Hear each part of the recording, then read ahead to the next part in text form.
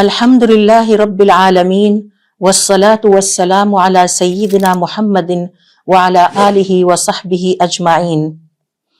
قرآن کریم اللہ رب العزت کی وہ عظیم کتاب ہے اور ہدایت نامہ ہے جو انسانیت کے لیے ہدایت، نور اور دنیا اور آخرت کی کامیابی کا پیغام لے کر آئی ہے۔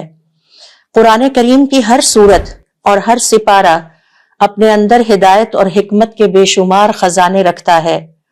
جب ہم قرآن کریم کو تدبر اور غور و فکر کے ساتھ پڑھتے ہیں تو ہمیں معلوم ہوتا ہے کہ یہ صرف ایک مذہبی کتاب نہیں بلکہ ہماری پوری زندگی کی رہنمائی کے لیے ایک مکمل ضابطۂ حیات ہے۔ اللہ رب العزت نے اس میں بہت تفصیل کے ساتھ بیان فرما دیا ہے کہ ایمان کی مضبوطی کیسے ہو، اخلاق کی اصلاح کیسے کی جائے، عبادات کی روح کیا ہے اور ہماری معاشرتی زندگی کے اصول کیا ہونے چاہیے۔ یہی وجہ ہے کہ صحابہ کرام رضوان اللہ علیہم اجمعین قرآن کریم کو صرف پڑھتے نہیں تھے بلکہ اس میں غور و فکر کرتے اور اپنی زندگیوں کا اسے حصہ بناتے تھے۔ آج کے اس سیشن میں ہم 30ویں سپارے کا مختصر مطالعہ کریں گے جو کہ قرآن کریم کے آخری حصے پر مشتمل ہے۔ اس میں زیادہ تر مختصر مگر نہایت بلیغ اور مؤثر صورتیں شامل ہیں۔ ان صورتوں کا انداز ایسا ہے کہ جب ان کی تلاوت کی جاتی ہے تو محسوس ہوتا ہے کہ یہ ہمارے دل اور دماغ کو مخاطب کرتی ہیں اور اس پر اثر ڈالتی ہیں۔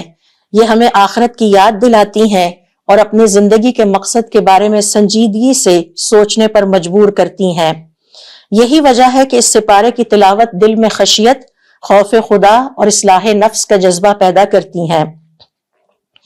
جہاں تک 30ویں سپارے کے تعارف کا تعلق ہے تو اس پارے کا نام ہے جزء عامہ اور اس پارے کا آغاز ہوتا ہے سورۃ النبأ کی آیت نمبر 1 سے اور اس پارے کا اختتام ہوتا ہے سورۃ الناس کی آخری آیت پر۔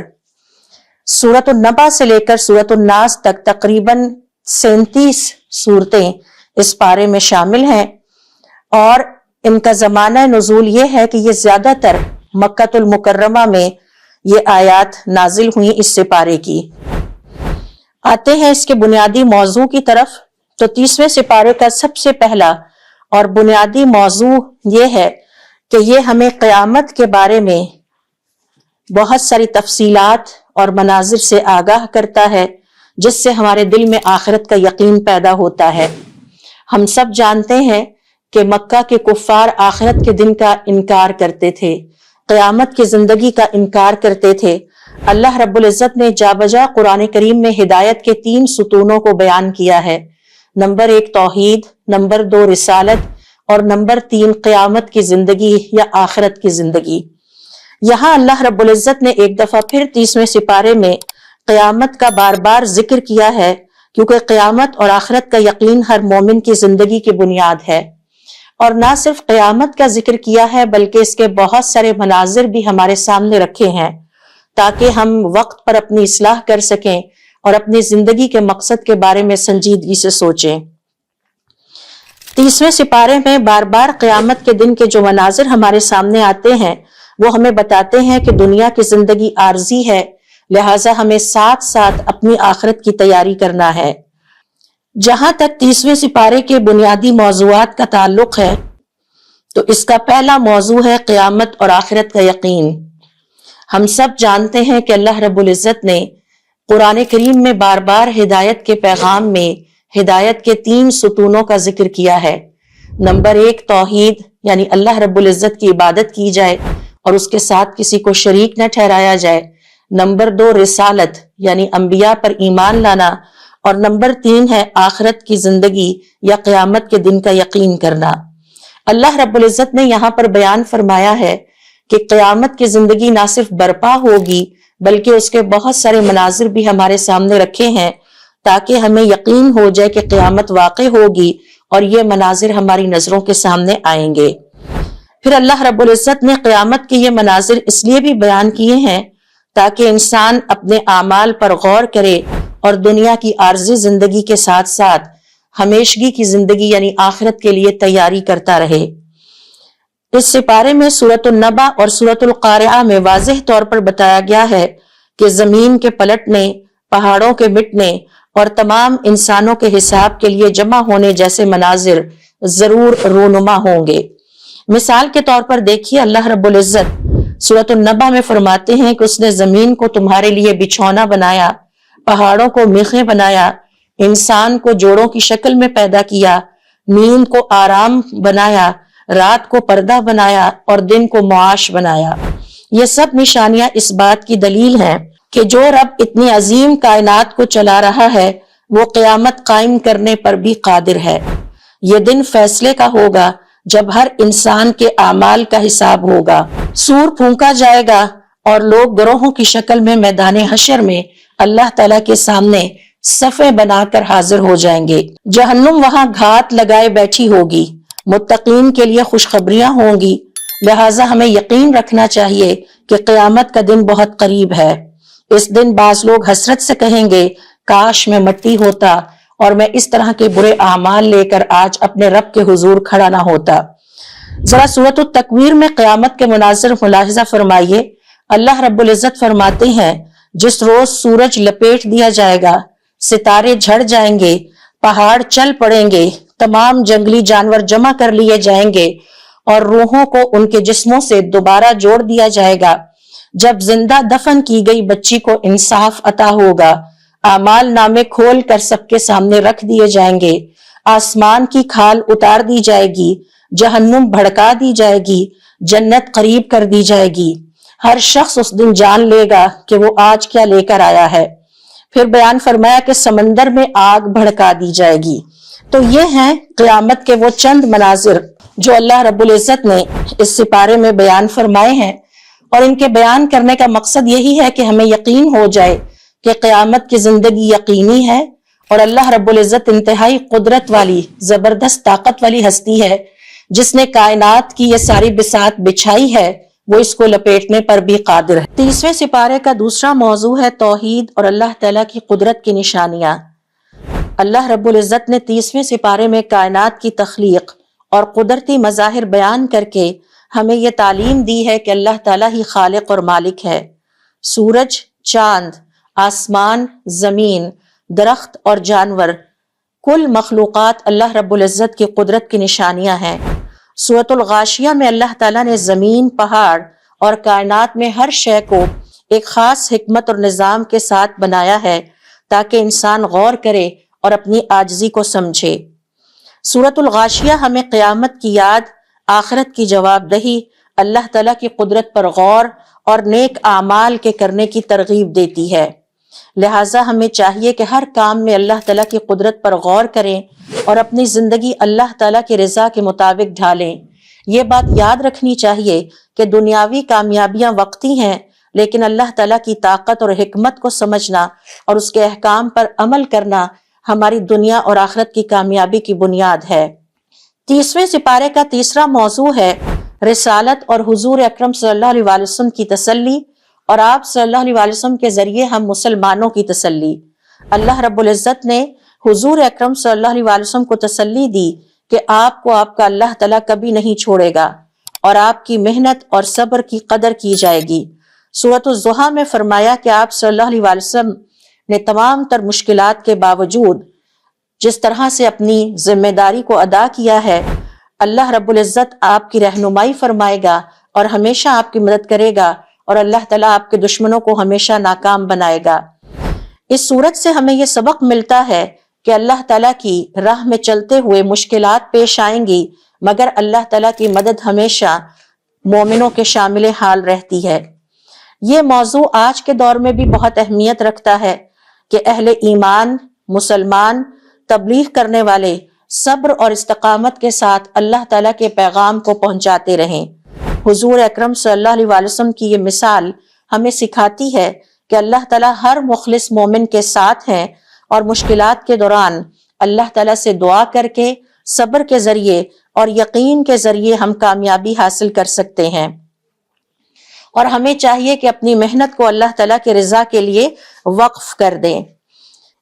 چوتھا موضوع 30ویں سپارے میں جو اللہ رب العزت نے ڈسکس کیا ہے وہ ہے انسان کی کامیابی اور ناکامی کا معیار۔ کامیابی ایمان، صبر اور نیک اعمال کے ساتھ جڑی ہوئی ہے۔ سورۃ العصر میں اللہ تعالیٰ نے بتایا ہے کہ جو لوگ ایمان لے آئیں، صبر کریں اور نیک اعمال کرتے رہیں وہ کامیاب ہیں، اور جو ان میں سے نہیں وہ نقصان اٹھائیں گے۔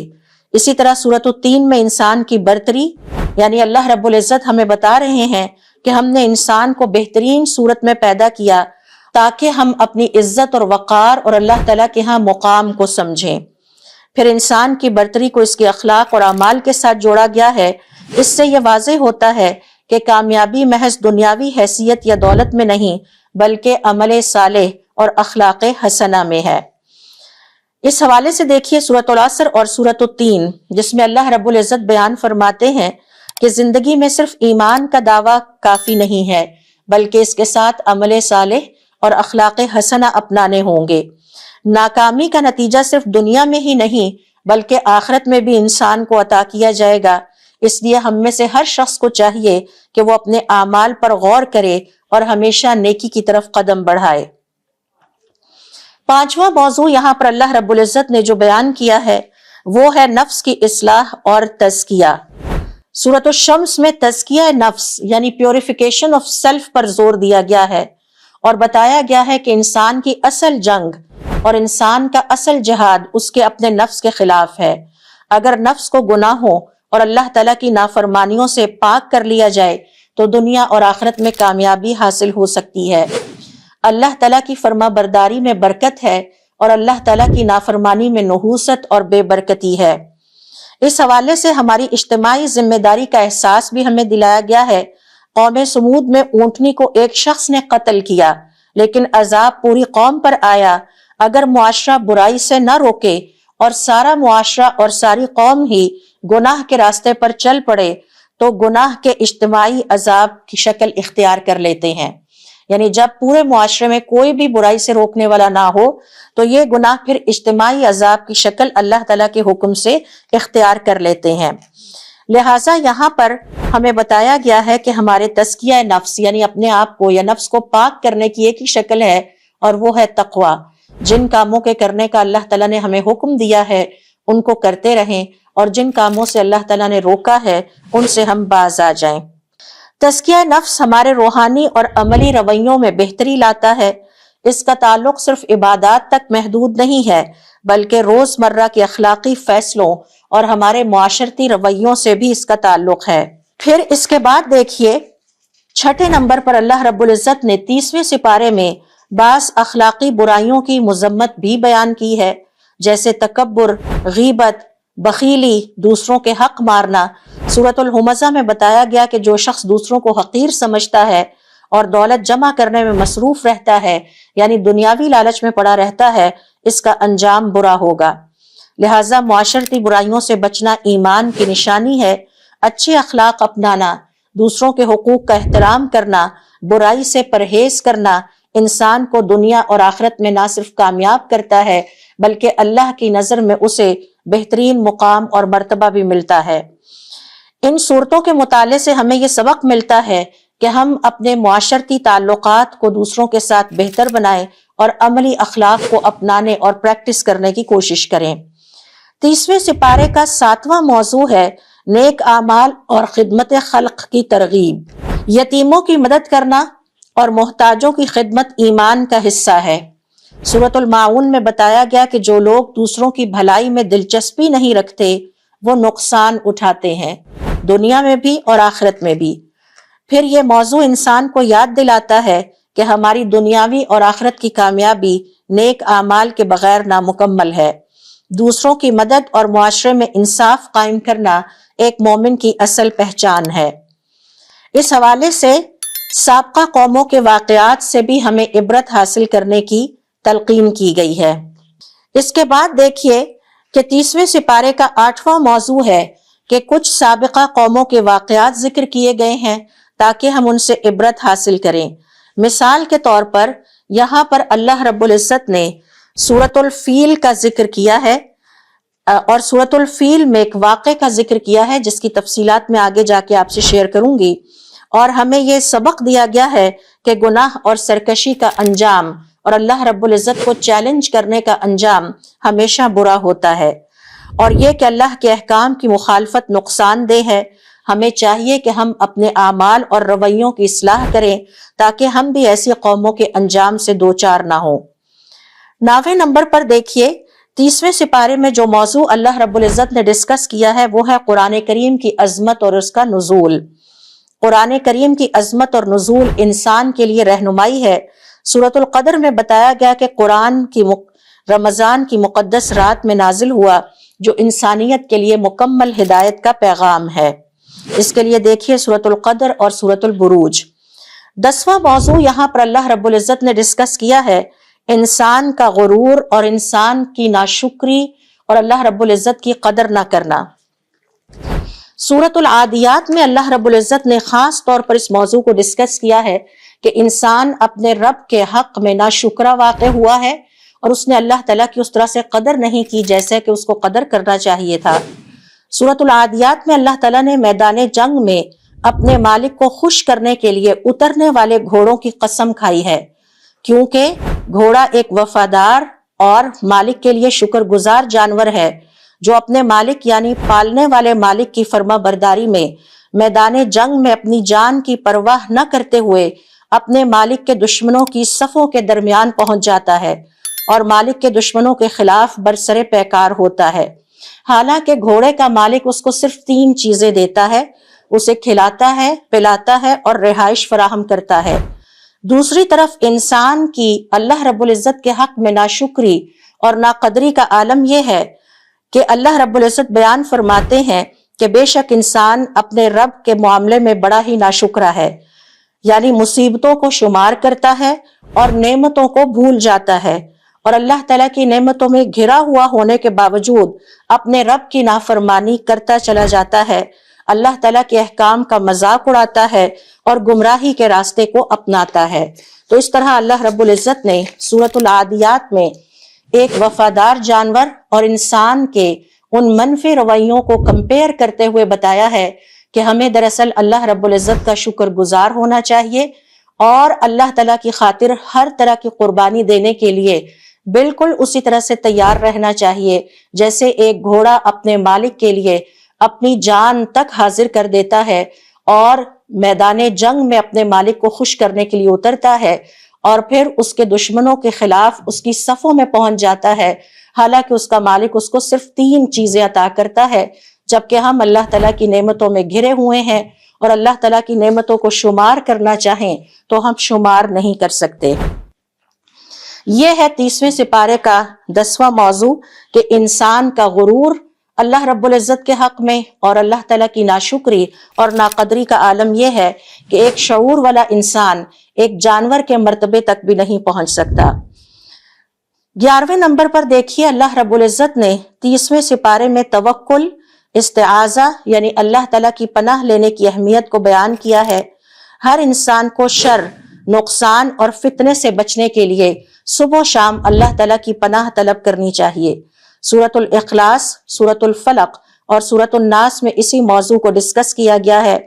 یہ نصیحت ہمیں یاد دلاتی ہے کہ زندگی کے ہر کام میں اللہ تعالیٰ کی رضا کو مد نظر رکھا جائے۔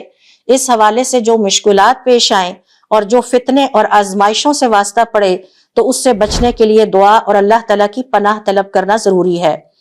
اللہ رب العزت نے اپنے پیغمبر کے ذریعے ہمیں سکھایا ہے سورۃ الفلق میں کہ رب الفلق کی پناہ میں آ جائیں 4 طرح کے شر سے بچنے کے لیے۔ وقت کے شر سے، خاص طور پر رات کے، اعمال کے شر سے، خاص طور پر جادو کے، اور انسانی نفوس کے شر سے، خاص طور پر حسد سے۔ ابن تیمیہ رحمۃ اللہ علیہ فرماتے ہیں حسد ہر جسد میں ہوتا ہے لیکن اعلیٰ ظرف کا انسان اسے چھپا جاتا ہے اور گرا ہوا انسان، بد اخلاق انسان اسے ظاہر کر دیتا ہے۔ اور 4تھے نمبر پر اللہ تعالیٰ کی کل مخلوقات کے شر سے اپنے آپ کو پناہ میں اللہ تعالیٰ کی دے دیا جائے تاکہ ہم ہر قسم کے شر اور نقصان سے محفوظ رہیں۔ یہ تو ہیں 30ویں سپارے کے بنیادی موضوعات۔ اب آئیے دیکھتے ہیں کہ 30ویں سپارے میں اللہ رب العزت نے چند نمایاں قصوں کا ذکر کیا ہے، ان قصوں کی تفصیل کیا ہے۔ اس میں سب سے پہلا قصہ ہے اصحاب اخدود یعنی خندق والوں کا قصہ۔ یہ وہ لوگ تھے جو اللہ رب العزت پر سچا ایمان رکھتے تھے، مگر ایک ظالم بادشاہ نے انہیں صرف اس جرم میں سزا دی کہ وہ اللہ رب العزت پر ایمان کیوں رکھتے ہیں اور اللہ تعالیٰ کی عبادت کیوں کرتے ہیں۔ اس بادشاہ نے ان کو اللہ کی عبادت سے روکنے کے لیے زمین میں گہری خندقیں کھدوائیں اور ان میں جلتا ہوا تیل ڈلوایا اور آگ بھڑکائی، پھر ان ایمان والوں کو مجبور کیا کہ یا تو ایمان کا راستہ اختیار کریں یا پھر ان جلتی ہوئی خندقوں میں کود جائیں۔ ان ایمان والوں نے ایمان ترک کرنے کی بجائے آگ میں کود جانا قبول کیا۔ قرآن کریم میں اللہ رب العزت بیان فرماتے ہیں کہ ظالم لوگ خندق کے کنارے بیٹھے تھے اور مومنوں کو جلتا ہوا دیکھ کر خوش ہو رہے تھے۔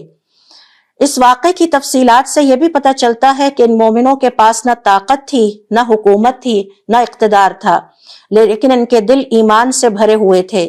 ایک روایت میں آتا ہے کہ ایک عورت اپنے بچے کے ساتھ جب آگ میں کودنے کے لیے آئی تو اسے اپنے بچے کی وجہ سے ہچکچاہٹ ہوئی۔ تب اللہ کے حکم سے بچہ بول اٹھا اور اس نے کہا، اے ماں صبر کرو، تم حق پر ہو۔ اس کے بعد اس خاتون نے اپنے بچے سمیت اس خندق میں چھلانگ لگا دی۔ اس واقعے سے ہمیں پتہ چلتا ہے کہ ایمان کی طاقت انسان کو ہر طرح کی آزمائش میں ثابت قدم رکھتی ہے۔ ایمان کی خاطر قربانی دینا مومن کی شان ہے۔ ظالم طاقت وقتی ہوتی ہے، اصل کامیابی اہل ایمان کو عطا ہوگی۔ اللہ تعالیٰ اپنے دین کے ماننے والوں کو کبھی ضائع نہیں کرتا۔ آزمائشیں ایمان اور انسان کو مضبوط کرتی ہیں۔ حق کے راستے پر ثابت قدمی کامیابی کا ذریعہ ہے۔ 30ویں سپارے کا دوسرا نمایاں ترین قصہ ہاتھی والوں کا قصہ ہے۔ یہ واقعہ اس وقت پیش آیا جب یمن کے بادشاہ ابرہہ نے کعبہ کو گرانے کا فیصلہ کیا۔ اس نے ایک بہت بڑا لشکر تیار کیا اور اس لشکر میں سب سے زیادہ اس وقت کی طاقتور ترین چیز اس کے بڑے بڑے ہاتھی بھی تھے۔ اس کا مقصد یہ تھا کہ کعبہ کو تباہ کر کے لوگوں کو اپنے بنائے ہوئے گرجے کی طرف متوجہ کرے۔ جب یہ لشکر مکہ کی طرف بڑھا تو قریش کے پاس اس کا مقابلہ کرنے کی طاقت نہیں تھی۔ انہوں نے اللہ پر بھروسہ کیا۔ عبد المطلب نے بھی کعبہ کے رب سے دعا کی کہ اے اللہ تعالیٰ اپنے گھر کی حفاظت تو ہی کر سکتا ہے۔ جب لشکر کعبہ کے قریب پہنچا تو اللہ تعالیٰ نے چھوٹے چھوٹے پرندوں کو بھیجا جن کے پنجوں اور چونچوں میں کنکریاں تھیں۔ انہوں نے یہ کنکریاں لشکر پر برسائیں جس سے وہ لشکر تباہ اور ملیا میٹ ہو گیا۔ اللہ رب العزت نے اس طرح اپنی قدرت سے خانہ کعبہ کی حفاظت فرمائی اور دنیا کو دکھا دیا کہ اس گھر کا محافظ خود اللہ تعالیٰ ہے۔ اس واقعے سے ہمیں یہ سبق ملتا ہے کہ اللہ تعالیٰ اپنے دین اور اپنے گھر اور اپنے کلام کی حفاظت خود کرتا ہے۔ بڑی طاقتیں بھی اللہ تعالیٰ کے مقابلے میں بے بس ہو جاتی ہیں اور کوئی بھی طاقت اللہ تعالیٰ کی مدد کے بغیر کامیاب نہیں ہو سکتی۔ اللہ تعالیٰ پر توکل کرنا مومن کی سب سے بڑی طاقت ہے۔ اللہ تعالیٰ چھوٹے وسائل سے بڑی قوتوں کو شکست دے دیتا ہے۔ اللہ تعالیٰ کی قدرت بے شک ہر چیز پر غالب ہے۔ 30ویں سپارے کا تیسرا نمایاں ترین قصہ ابو لہب اور اس کی بیوی کا انجام ہے۔ ابو لہب رسول اللہ صلی اللہ علیہ وآلہ وسلم کا چچا تھا، لیکن وہ اسلام کا سخت دشمن بن گیا تھا۔ جب حضور اکرم صلی اللہ علیہ وآلہ وسلم نے لوگوں کو توحید کی دعوت دی تو ابو لہب نے سخت مخالفت کی اور لوگوں کو آپ صلی اللہ علیہ وآلہ وسلم سے دور کرنے کی ہر طرح کی کوشش کی۔ اس نے نہ صرف خود مخالفت کی بلکہ اپنی بیوی کو بھی اس کام میں شریک کیا۔ اللہ رب العزت نے 30ویں سپارے میں ہمیں بتایا ہے کہ ابو لہب کا مال اور اس کی طاقت اس کو کوئی فائدہ نہ پہنچا سکی اور وہ ضرور جہنم میں داخل ہوگا۔ اس کی بیوی ام جمیل بھی اسلام دشمنی میں مشہور تھی۔ وہ کانٹے اور لکڑیاں جمع کر کے حضور اکرم صلی اللہ علیہ وآلہ وسلم کے راستے میں ڈالتی تاکہ آپ صلی اللہ علیہ وآلہ وسلم کو تکلیف پہنچے۔ اسی وجہ سے اللہ تعالیٰ نے اسے حمالۃ الحطب یعنی لکڑیاں اٹھانے والا کہا۔ اللہ تعالیٰ نے اعلان فرمایا کہ آخرت میں اس عورت کا انجام یہ ہے کہ اس کے گلے میں آگ کی رسی ہوگی۔ یہ قرآن کریم کی ایک بہت بڑی پیشگوئی تھی جو کہ پوری ہوئی کیونکہ ابو لہب اسلام قبول کیے بغیر ہی ہلاک ہو گیا۔ اس قصے میں عبرت ہے ہر اس شخص کے لیے جو کسی گناہ یا ظلم یا کسی زیادتی کے کام میں ایک دوسرے کی مدد کرتے ہیں۔ ابو لہب کی بیوی نے گناہ میں اور زیادتی اور ظلم میں اپنے شوہر کی مدد کی، لہٰذا وہ بھی اسی طرح کی تباہی سے دوچار ہوئی۔ اللہ رب العزت ہمیں یہاں سبق دیتے ہیں کہ دین اسلام یا رسول اللہ صلی اللہ علیہ وآلہ وسلم کی دشمنی دنیا اور آخرت میں خسارہ ہے اور اللہ تعالیٰ کی نافرمانی بھی دنیا اور آخرت کا خسارہ ہے۔ مال اور نسب انسان کو عذاب سے نہیں بچا سکتے۔ دین کی مخالفت کرنے والوں کا انجام برا ہی ہوتا ہے اور برا ہی ہوگا۔ گناہ میں تعاون کی ممانعت ہمیں سکھائی گئی ہے کہ ظلم میں، اللہ تعالیٰ کی نافرمانی میں اور گناہ کے کاموں میں ایک دوسرے کے ساتھ کوآپریٹ نہ کریں، ایک دوسرے کے ساتھ تعاون نہ کیا جائے، ورنہ سب کا انجام اکٹھے برا ہوگا۔ ظلم کا ساتھ دینا بھی ظلم ہے۔ اگر کوئی شخص ظلم کرتا ہے، زیادتی کرتا ہے یا گناہ کا کام کر رہا ہے اور جب ہم اس کا ساتھ دیتے ہیں تو ہم اس کے اس ظلم اور گناہ میں برابر کے شریک ہو جاتے ہیں۔ اسی طرح سے دیکھیے کہ اس سپارے کا چوتھا نمایاں ترین قصہ ہے نابینا صحابی کا قصہ عبداللہ ابن مکتوم۔ یہ واقعہ اس وقت پیش آیا جب حضور اکرم صلی اللہ علیہ وآلہ وسلم قریش کے سرداروں کو اسلام کی دعوت دے رہے تھے۔ اسی دوران ایک نابینا صحابی حضرت عبداللہ ابن ام مکتوم آئے اور انہوں نے آپ صلی اللہ علیہ وسلم سے دین کی تعلیم حاصل کرنے کی درخواست کی۔ اس وقت چونکہ آپ صلی اللہ علیہ وسلم ان سرداروں کے ساتھ مشہور تھے، لہٰذا آپ نے اپنے اس نابینا صحابی کی طرف اتنی زیادہ توجہ نہیں دی۔ اللہ تعالیٰ نے وحی نازل کر کے آپ کو فوراً تنبیہ کی کہ آپ ان کی طرف توجہ کریں۔ اللہ تعالیٰ نے فرمایا کہ شاید یہ نابینا شخص پاکیزگی حاصل کرنا چاہتا ہو اور نصیحت اس کے لیے فائدہ مند ہو۔ اس واقعے سے معلوم ہوتا ہے کہ اسلام میں اور اللہ تعالیٰ کے ہاں اصل قدر و قیمت تقوی اور طلب ہدایت کی ہے، نہ کہ مال و منصب کی۔ بعد میں حضور اکرم صلی اللہ علیہ وسلم ہمیشہ حضرت عبداللہ ابن مکتوم کا بہت احترام کرتے تھے اور کئی مرتبہ انہیں مدینے کا قائم مقام امیر بھی بنایا۔ اس واقعے سے ہمیں یہ سبق ملتا ہے کہ کوئی بھی جسمانی معذوری علم، ایمان اور تقوی میں رکاوٹ نہیں بن سکتی۔ اگر ہم اللہ رب العزت کے سچے وفادار ہیں تو کسی بھی مشکل کے باوجود اور کسی بھی جسمانی معذوری کے باوجود ہم اللہ تعالیٰ کا قرب حاصل کر سکتے ہیں۔ اس واقعے سے ہم یہ بھی سیکھتے ہیں کہ قرب الہی اصل بصیرت ہے۔ انسان کا بینا ہونا یا نابینا ہونا میٹر نہیں کرتا، اس کی آنکھیں کام کرتی ہیں یا نہیں، لیکن اگر اس کا دل بصیرت کے پیغام کو سمجھتا ہے تو یہی شخص بینا ہے، یہ نابینا نہیں ہے۔ سچائی اور ایمانداری کی اہمیت بھی ہمیں اس واقعے سے پتہ چلتی ہے۔ جو مسلمان بھی دل سے اللہ تعالیٰ کے ساتھ سچا ہوگا، اللہ تعالیٰ کے ہاں اس کی سچائی رائے گاہ نہیں جاتی۔ اور پھر ہمیں یہاں پر یہ سبق بھی ملتا ہے کہ کمزور اور محروم لوگوں کا احترام ضروری ہے۔ ہمیں نہیں پتا کہ ان میں سے کون ہمیں اللہ کے قریب کرنے والا بن جائے۔ دعوت دین میں اخلاص رکھنے والوں کو ترجیح دینی چاہیے۔ اللہ کے نزدیک ظاہری حیثیت نہیں بلکہ دل کی نیت اور دل کا معاملہ اہمیت رکھتا ہے۔ قرآن ہمیں بہترین اخلاق کی تعلیم دیتا ہے۔ جو کمزور لوگ ہیں انہیں زیادہ توجہ دی جانی چاہیے۔ اس سپارے کا پانچواں نمایاں ترین قصہ ہے حضور اکرم صلی اللہ علیہ وآلہ وسلم کے سینے کے کھلنے کا ذکر۔ سورۃ علم نشرح میں اللہ تعالیٰ نے حضور اکرم صلی اللہ علیہ وسلم کو تسلی دیتے ہوئے فرمایا کہ کیا ہم نے آپ کا سینہ کھول نہیں دیا؟ اس کا مطلب یہ ہے کہ اللہ تعالیٰ نے آپ کے دل کو نور ہدایت، علم اور حکمت سے بھر دیا۔ دعا کیجئے کہ اللہ تعالیٰ ہمیں بھی اس طرح سے شرح صدر عطا کرے۔ آپ صلی اللہ علیہ وسلم کے اوپر سے وہ بوجھ ہٹا دیا جس نے آپ کی کمر کو جھکا دیا تھا۔ اس سے مراد نبوت کی ذمہ داریوں میں اللہ تعالیٰ کی طرف سے فراہم کردہ مدد اور آسانی ہے۔ اس صورت میں اللہ تعالیٰ نے ہم سب کے لیے اور اپنے پیغمبر کے لیے یہ عظیم اصول بیان فرمایا ہے کہ بے شک ہر مشکل کے ساتھ آسانی ہے، یعنی صاحب ایمان کو مشکلات سے گھبرانا نہیں چاہیے کیونکہ ہر تنگی کے بعد اللہ تعالیٰ آسانی عطا کرتا ہے۔ اس صورت میں حضور اکرم صلی اللہ علیہ وسلم کو اور ہم سب کو یہ تلقین کی گئی ہے کہ جب ہم کام سے فارغ ہو جائیں تو عبادت میں لگ جائیں اور اپنے رب سے ہی دل لگائیں۔ اس واقعے سے ہمیں یہ سبق ملتا ہے کہ اللہ تعالیٰ اپنے نبیوں اور نیک بندوں کی مدد ضرور فرماتا ہے، لہٰذا اللہ تعالیٰ پر توکل رکھیں۔ ہر مشکل کے بعد آسانی ضرور آتی ہے۔ صاحب ایمان کو کبھی مایوس نہیں ہونا چاہیے۔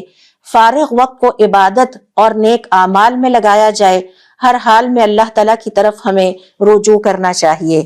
یہ ہیں 30ویں سپارے کے وہ چند نمایاں ترین قصے جن کے ذریعے سے اللہ رب العزت نے ہمیں آگاہ کیا ہے کہ ہمیں کس طرح سے اپنی دنیا کی تعمیر کرنی ہے اور اپنی آخرت کو سنوارنا ہے۔ آج کے اس سیشن کا ہم اختتام کرتے ہیں اللہ رب العزت سے اس دعا کے ساتھ کہ اللہ تعالی ہماری اس کوشش کو اپنی بارگاہ میں قبول فرمائے۔ اللہ رب العزت قرآن کریم کو ہمارے دلوں کی بہار بنائے، ہمارے سینوں کا نور بنائے، ہماری زندگیوں کا رہنما بنائے۔ اللہ تعالیٰ ہمیں ان لوگوں میں شامل فرمائے جن پر اللہ تعالیٰ کا انعام ہوا، اور ہمیں ان لوگوں میں شامل نہ کرے جن پر اللہ تعالیٰ کا غضب ہوا اور جو گمراہ ہو گئے۔ اے اللہ ہمیں قرآن کو سمجھنے کی توفیق عطا فرما، اس پر عمل کرنے کی توفیق عطا فرما اور اسے دوسروں تک پہنچانے کی توفیق عطا فرما۔ اگرچہ آج بصائر القرآن سیریز کا آخری سیشن ہے، لیکن اس کا یہ ہرگز مطلب نہیں کہ یہ قرآن کریم کے ساتھ ہمارا آخری سیشن ہے۔ یہ قرآن کریم کے ساتھ ہمارے فکر، غور و فکر اور تدبر کا آغاز ہے۔ آئیے ہم اپنے آپ سے وعدہ کریں کہ آج کے بعد ہم اپنے روزانہ کا جو ہمارا اسکیجول ہے اس میں کچھ وقت قرآن کریم کی تلاوت کرنے، اس کو سمجھنے، اس پر غور و فکر کرنے اور اس کو اپنی پریکٹیکل لائف میں لانے کے لیے کوشش ضرور کریں، کیونکہ قرآن کریم صرف تلاوت کے لیے نہیں بلکہ جینے کے لیے بھی نازل کیا گیا ہے۔